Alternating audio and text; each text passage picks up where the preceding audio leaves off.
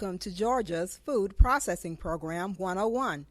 This training will provide you with information on how this program began, its purpose, how it operates in Georgia, and the responsibilities of all parties involved. Let's get started. An interesting fact about the food processing program is its inception was during the baby boom, so it's a baby boomer.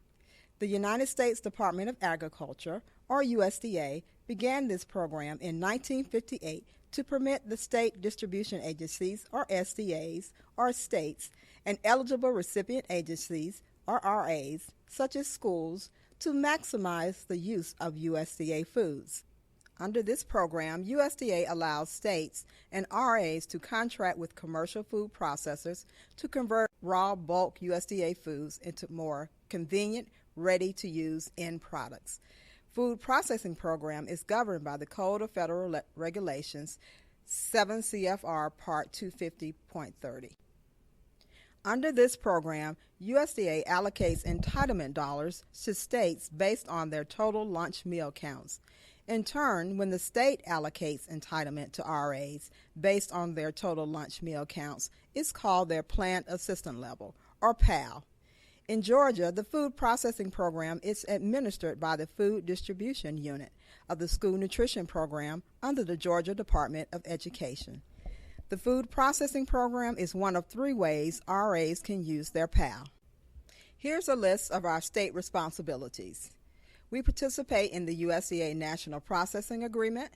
We establish state participation agreements, or SPA, with processors that also have to be approved under the national agreement.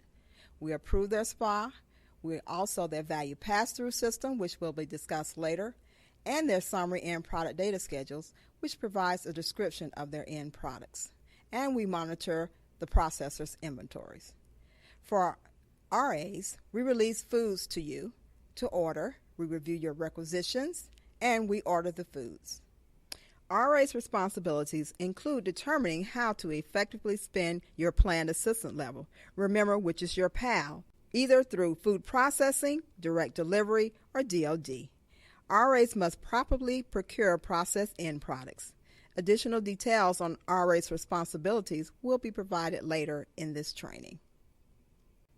A state participation agreement, or SPA, is a legally binding agreement that sets the effective term and allows the processor to receive USDA foods, such as bulk chicken, to produce a finished end product like chicken nuggets or patties. In turn, the value of the USDA food is returned to the RA in the form of a lower cost for the finished end product. The SPA is necessary to protect the RA, the state, and the processor.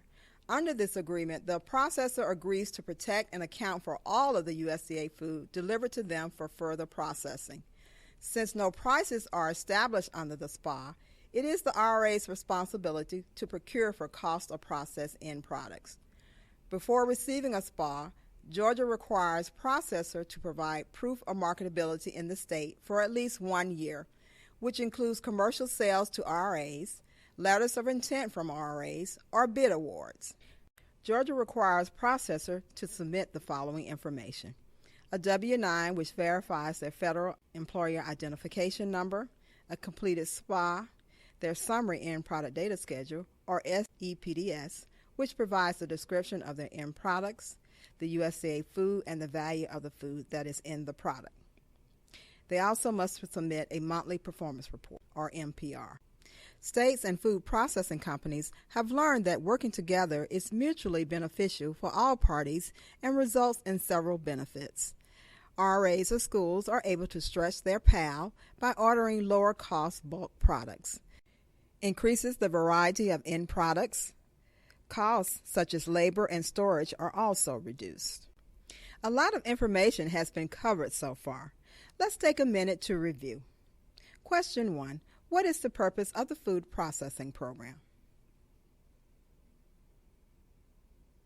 If you stated that the purpose is to convert raw bulk food items into more convenient, ready-to-use end products, then you're correct. Question 2. What are some of the benefits that you would consider in your school lunch program? Stretching your dollars by being more cost-effective, increasing the variety of end products, reduction of labor and storage costs. Early in the training, I talked about the value pass-through systems. Now I will provide you more details on what they are. The value pass-through system, or VPT, is the processor-selected method to return the full value of the USDA food contained in the finished product back to the RA. Remember, this method must be established in the SPA, or the State Participation Agreement. RAs receive end products based on the processor-selected VPT method that is acceptable within the state. In Georgia, processors may choose multiple of 4 options. The options are refund to the RA, fee-for-service bill by processor, fee-for-service bill by the distributor, net price through the distributor, or net off invoice. Under refund to RA, there are 5 steps. First, the processor sells the end product to a commercial distributor at the commercial or gross price. Second, the RA purchases the approved end product from the commercial distributor. Third, the commercial distributor bills the RA the gross price plus any markup. Fourth, the RA submits the refund application to the processor for the value of the USDA food contained in the end product. The application and any required documentation have to be sent to the processor within 30 days from the end of the delivery purchase. RAs can also submit a refund application on a quarterly basis if the total refund is $25 or less. And finally, the processor issues a refund check to the RA for the value of the USDA food contained in the end product. Under fee-for-service billed by the processor, there are also 5 steps. First, the processor converts the USDA food into the approved end product. Second, the processor delivers the approved end product to the RA or the RA designee. The RA must receive the end product at the school's independent storage facility or at the state contracted commercial distributor that serves their warehouse region. Third, the processor directly bills the RA a fee for service, which includes the following: the fee for ingredients minus the USDA food value, labor, packaging, overhead, and any other incurred costs. Fourth, the RA pays the processor when the food is properly delivered and received at the designated storage location. And finally, if the delivery location is one of Georgia's state contracted distributors, such as ACC, Cooperative, U.S. Foods, or Williams, the RA pays the distributor the delivery fee for a processed end product. A third VPT option is fee-for-service billed by distributor. This option involves 5 steps. Under this option, the distributor acts as the billing agent for the processor. First, the RA should initiate a written agreement that outlines the business practices and responsibilities of the processor, distributor, and RA. Second, the processor converts the USDA food into an approved end product. Third, the processor then sells the approved end product to the distributor. The distributor can only sell to the RA with the USDA food allocation. Fourth, the distributor bills the RA for the total case price, which includes the processor fee for service plus the distributor fee. Finally, the RA then pays the distributor. The fourth and final VPT option is called net off invoice. This option involves 5 steps. First, the processor sells the end product to the distributor for sale to anyone. Second, the distributor sells to the RA with the USDA food allocation. The distributor provides a discount for the USDA food value on the invoice. The distributor reports the sales to a processor or verification company. The processor credits the distributor for the value of the USDA food after sales verification. Factors for RAs to consider before participating in food processing include, but are not limited to, the following. It all starts with menu planning. Following an established menu should drive what foods you need under the food processing program. Consult with other RAs that participate to get best practice ideas. Consult with the state and processors about your needs. Determine the cost effectiveness. Ask yourself questions such as how much PAL do you want to allocate towards processing? What are the costs for receiving end products through rebate, fee for service, NOI, and any delivery fees? For procurement, RAs are responsible for the procurement of processed products. You should know what your district or federal spending level threshold. RAs should consider the timing of procurement. It is important to be aware of the time restraints in which you must secure procurement and request USDA foods for the next year. There are two ways to procure for processed USDA foods, including formal and informal procurement.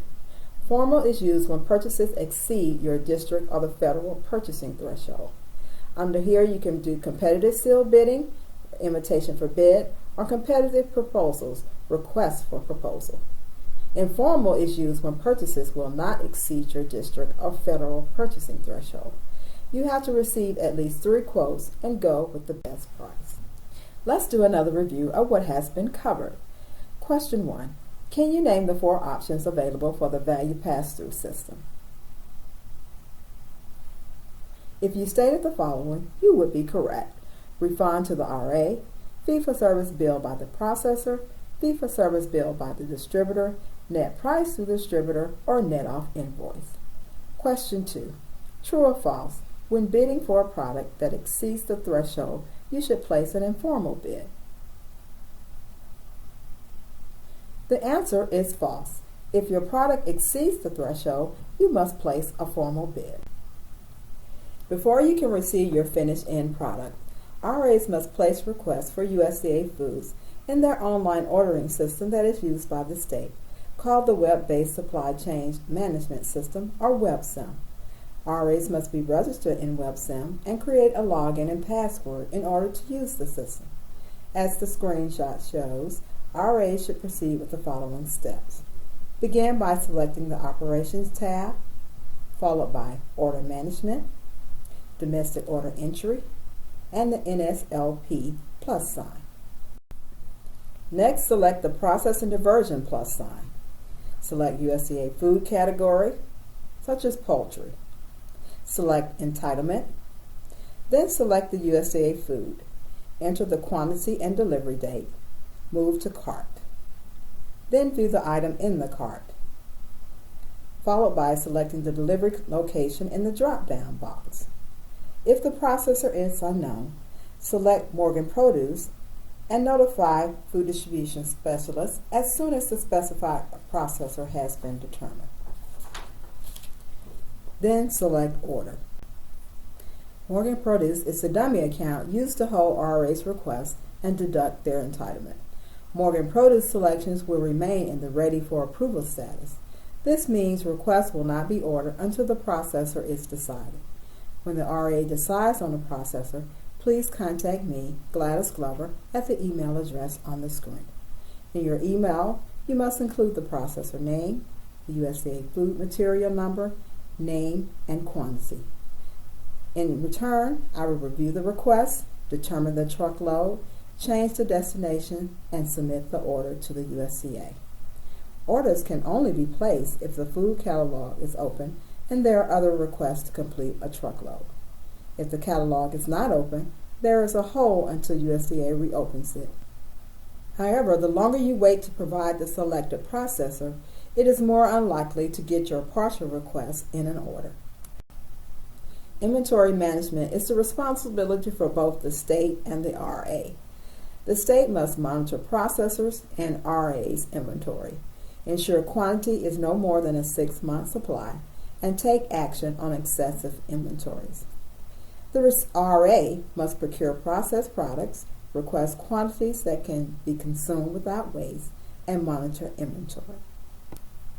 In school year 14, the state established a carryover inventory policy to help alleviate the problem of inventory being carried over from year to year with little or no usage, which results in processor carrying more than a 6-month inventory, sometimes as much as 1 to 2 years. This has the ripple effect of preventing the state from ordering trucks for the next school year. RAs that have inventory at a processor as of June 30th are allowed to carry over that inventory into the following school year. If the carryover inventory remains at the processor after December 31st, the state will transfer the RA's inventory into a state account. Once in the statewide account, the RA is still allowed to use the inventory. However, it will be offered to other RAs that are in need of the inventory. Once the inventory has been transferred into the state account, The RAs are not allowed to transfer pounds to another processor. We're down to our final review. Question 1. When would you select Morgan Produce as your delivery location in WebSim? If you stated that Morgan Produce is used to hold your request if the designated processor has not been determined, you are correct. Question 2. List the 3 responsibility and inventory management for an RA. If you listed procure processed products, request quantities that can be consumed without waste, and monitor inventory, then you are correct. This completes the training. For further questions about the Georgia Food Processing Program, please contact me, Gladys Glover, at the email address and phone number on the screen.